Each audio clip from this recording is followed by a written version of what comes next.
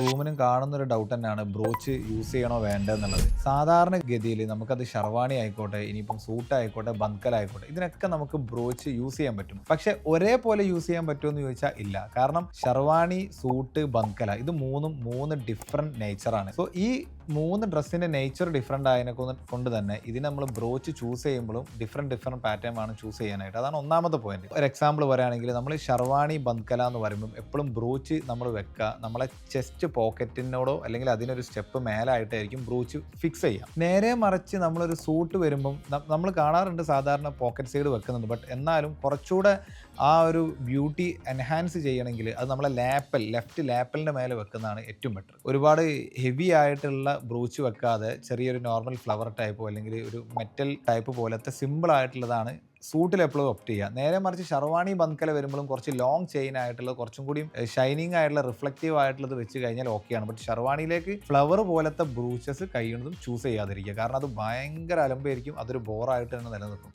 കാരണം അത് ഷർവാണിയിലേക്ക് വരുമ്പോൾ നമ്മൾ അത് എപ്പോഴും ബാലൻസിങ് ആക്കാൻ ശ്രമിക്കുക എന്നുള്ളതാണ്.